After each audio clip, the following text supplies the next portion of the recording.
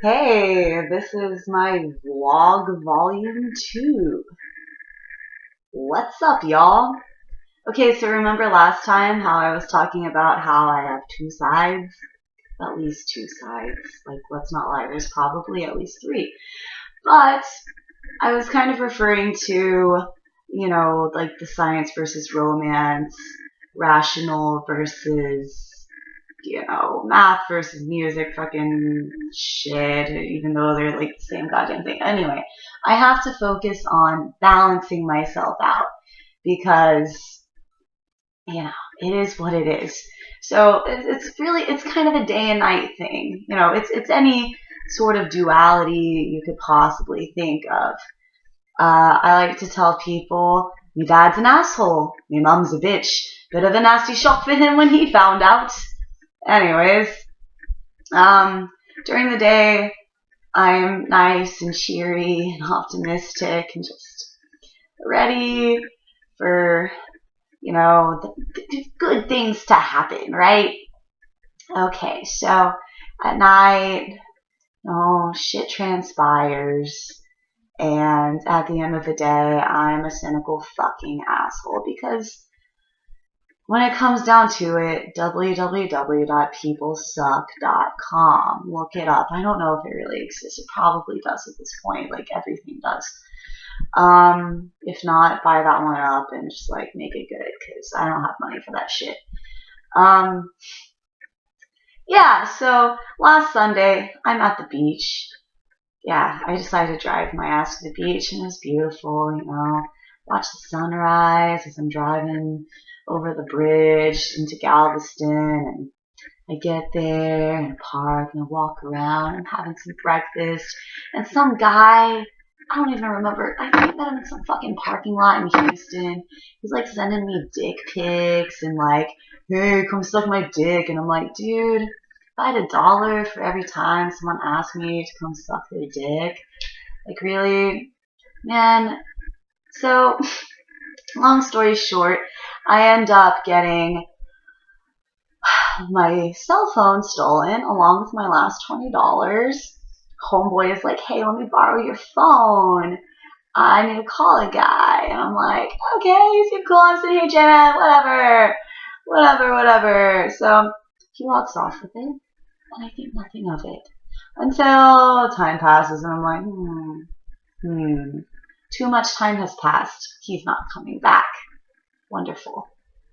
So I don my spike heels and I go stomping through the projects in Galveston because,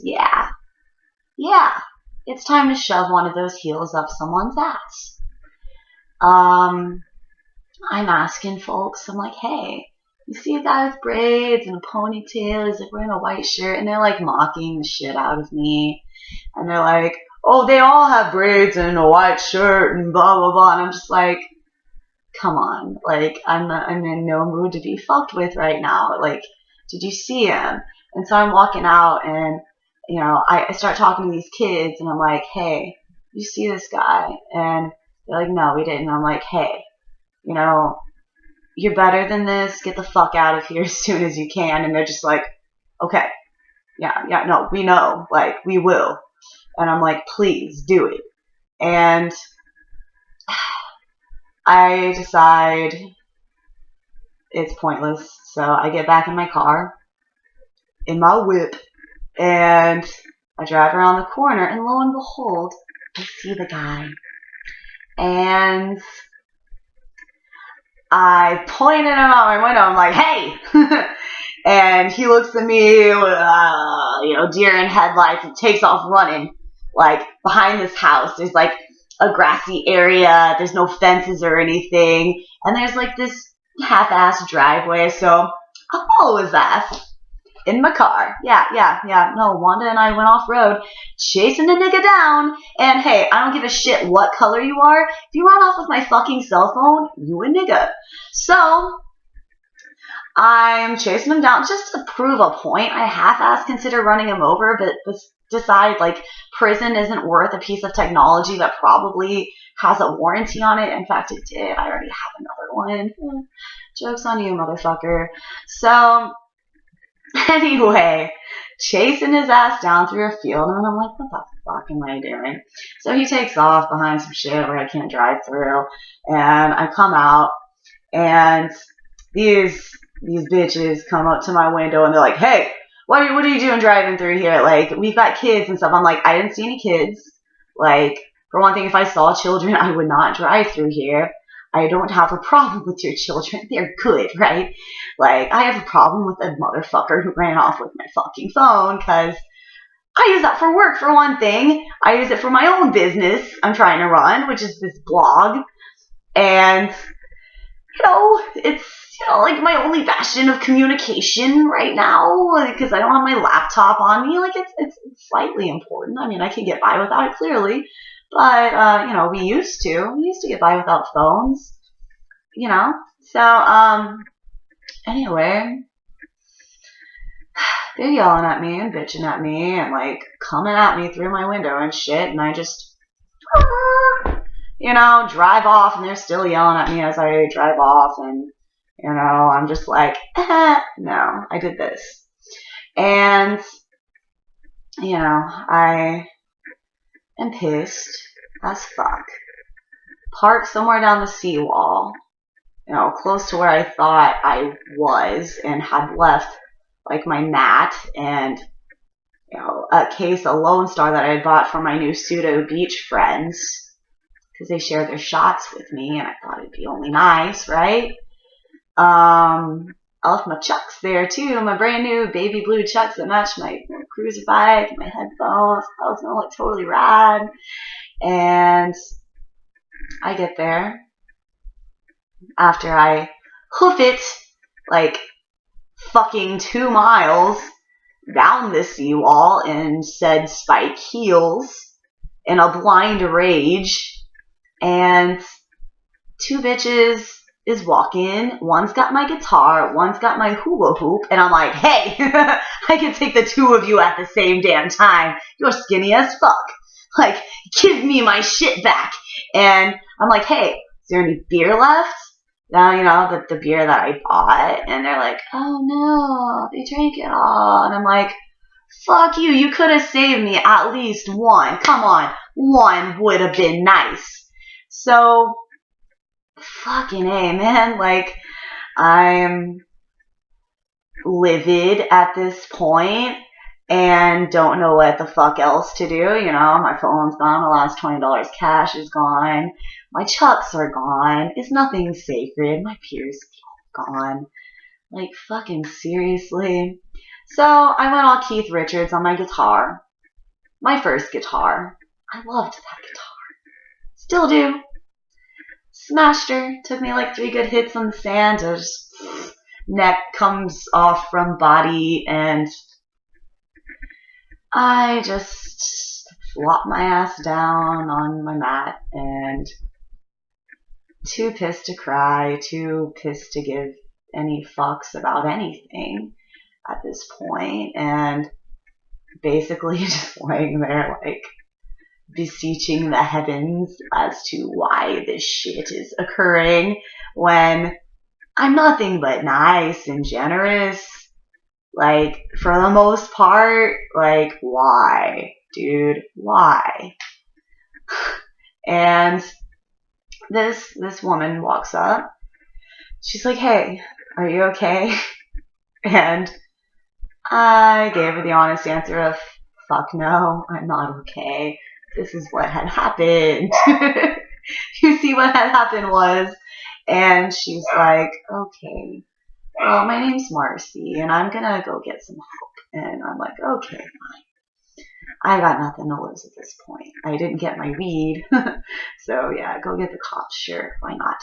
So she brings 2 cops back with her, and it was refreshing because the last interaction I had with the police was not fun.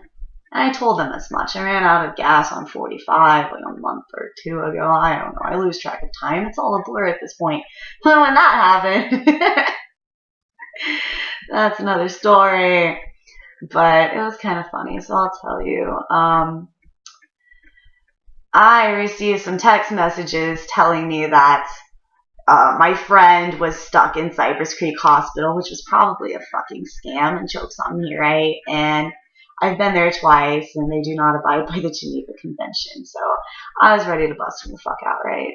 And so I gone to Galveston, and they were doing storm reporting that night, so before that I staged a diversion and fucking told my parents I was pregnant and stuffed a bunch of pillows and shit and sheets under like this big old skirt that I had, and I was just ready to like, tie them all together like in the movies and fucking throw it over the fence so people could get out. And I stuffed some weed up my snatch that I stole from my dad, and I was gonna like throw that over so I could at least like, I don't know, have fun in there or sleep. I tossed, my jar of melatonin gummies over the fence, and that was just like my I was here type thing.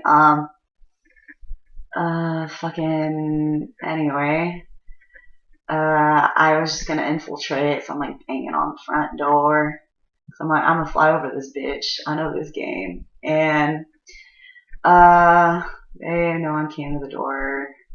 So I decided, after scaling the perimeter and doing all that said shit, that I was just gonna leave because the deputy I called did not show up. And then I drove to the police station and fucking wailed on my horn for like 5 minutes. Nobody came outside. There were like cop cars all in the parking lot. Nobody fucking came outside. This dude, this deputy in training, drives up in a fucking Honda, and I'm like, hey, can you help me? Like, seriously, I called like an hour ago. Nobody came, and he's like, oh well, I can't really do anything. I'm in training. And I'm like, dude, do you really want to like suck these dicks and kiss these asses until you're like technically allowed to help people, or like do you want to actually do something important? And he's like, and I'm like, hey, who was your favorite superhero growing up? And he's like, Batman. And I was like, then be fucking Batman. And he's like, okay. And I'm like, hey, like if you do anything tonight, just like call my parents at this number, like tell them I'm alive because they technically took my dad's car without asking, and I'm covered on the insurance policy, so it's not stolen. Don't worry about it. But yeah. So, anyways, I leave, and that's when I headed to Galveston. Called my ex-boyfriend who has a CV radio, and I'm like, hey, get on your radio and be like, the Eagles landed, like Elvis has left the building, Thundercats are go, like, shit is going down, man, just, like, let all the truckers know, wake up the Transformers. And I'm like, it's crazy as fuck at this point in time. And he's like, what the fuck are you talking about? You can come here if you need to. And I'm like, no, I've got shit to do. So I end up driving all the way the fuck to Galveston, where I said they were doing storm coverage. And oh yeah, at the hospital, while I was scaling the perimeter, I found this rat trap. And I had this theory. It was like, okay, we're like Pinky in the Brain, right? They're trying to catch us. So I stole the trap because I was like, hey, maybe it won't be a trap anymore if I take this away and dispose of it properly. Because this is the fucked up way my mind is working at this point, and it made total and complete sense to me at the time. So I went up to some news people who were shooting storm coverage. I'm like, hey, do you want a story? And I start rambling to him about like Cypress Creek Hospital and how they don't abide by the Geneva Convention. And he's like, well, we're doing storm coverage right now, but here's my card. And I'm like, okay, well, ain't nobody got time to wait. So he's like down here, and the camera guy's up here filming, and I grabbed the trap out of the car and donned my Angry Birds hat that my Aunt Lulu gave me like for Christmas a few years back, and fucking like wore a set skirt as like a robe thing, like a cape almost. And I throw the trap down, like, right beside where the guy is standing, like, reporting, and they're like, what the fuck? And he, like, gets on his phone, like, he's gonna call the cops, and I'm like, hey, yeah, please call them, because I've been trying to get in touch with them all night, and not a one has responded. And so he just, like, shakes his head and, like, stops. It's funny how when people know that you don't give any fucks, like, they just stop. So, anyway, I just hop in the whip, the borrowed whip, and take off. And I park at the end of this, like, lonely ass pier thing that, like, I swear to God, it's like the Hotel California. It's when I finally left to leave. There was no fucking way out. Like, you had to go into oncoming traffic to get out. So thank God I was in my dad's SUV, because I literally had to take the high road to get back on the main road. I had to drive up this ramp thing, and luckily it was like flat enough for me to like drive. It was like its own little like illegal lane there, and I just like hopped the curb and back onto the regular street. Okay, I wish I was making this shit up. I really do. So I can't make this shit up. I'm not that creative, let's be honest. So I make it, like halfway down 45, not even. I run out of gas. I feel it lock up, and I'm like, shit.